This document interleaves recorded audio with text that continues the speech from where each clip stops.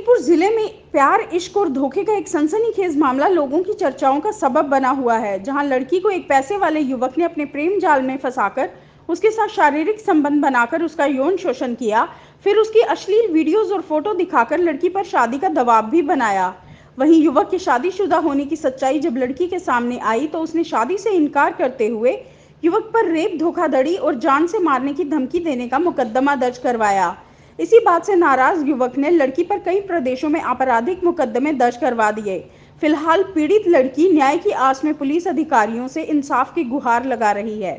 मेरी दीदी कानपुर में पढ़ती थी, वहाँ पे एक पढ़ने वाला छात्र मेरी दीदी के साथ में मतलब फ्रेंडशिप थी, तो वो एक दिन उसने बोला कि मुझे नोट से बनवाना है। तो मेरी दीदी कानपुर में उन्होंने पहले मना कर दिया, फिर उसके बाद में उन्होंने दोबारा गुजारिश करी कि चलो मेरी हेल्प कर दो। उन्होंने चलो हेल्प करने के बहाने उसने अपने वहाँ पर होटल में ले गया। होटल में ले जाने के बाद में इन्होंने क्या नाम से 2 व्यक्ति थे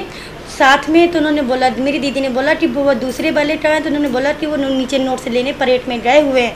तो उन्होंने इसके बाद में जब उन्होंने बोला परेड में गए हुए हैं, तो उन्होंने बोला ठीक है बैठो, वो थोड़ी देर में आ रहे हैं। इसके बाद में उसने चाय मंगवाई, चाय में नशीला पदार्थ मंगवा करके उन्होंने उसमें इनसे रेप किया और गलत उसकी फ़ोटोग्राफर वगैरह बनवा ली और उसका मिसयूज करता रहा और अलग अलग प्रांतों से हम लोगों के खिलाफ मुकदमे दर्ज कर रहा है।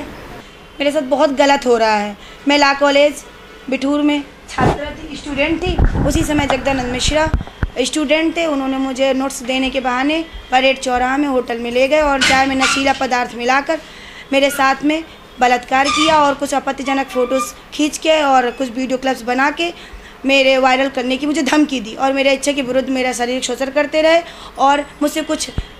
अपने दबाव में कुछ सादे पेपर व स्टाम्प पेपर में साइन करवा लिया और मुझे ज़बरदस्ती रखने का दबाव बनाते रहे। मुझे कुछ दिन पूर्व पता चला कि जगदानंद मिश्रा शादीशुदा है, उसके 2 बच्चे हैं। जब मैंने उनसे ये बात कही तो वो नाराज़ हो गया और मुझसे बोला कि अब तुम्हारी मैं वीडियो क्लिप्स और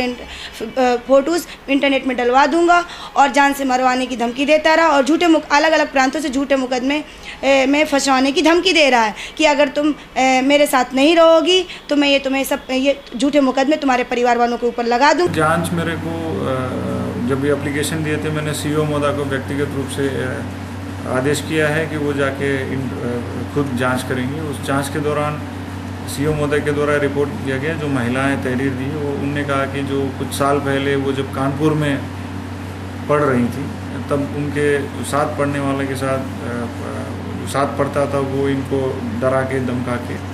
अश्लील वीडियो क्लिपिंग जो भी बना के उनके साथ ज़बरदस्ती शारीरिक संबंध बनाने की कोशिश की और कई बार किया भी है। ये आरोप है महिला की। इसी क्रम में एप्लीकेशन जैसे मिला जांच पर तो फिर हमने एफआईआर लिखा है और उसमें और भी एविडेंस उनसे मांगा जा रहा है और क्योंकि घटनास्थल महिला ने खुद अपने तहरीर में बताया और बयानों में भी बताया कि कानपुर है, तो हम लोग उस विवेचना को फिर कानपुर जहाँ पे घटनास्थल है वहाँ ट्रांसफ़र कराएंगे।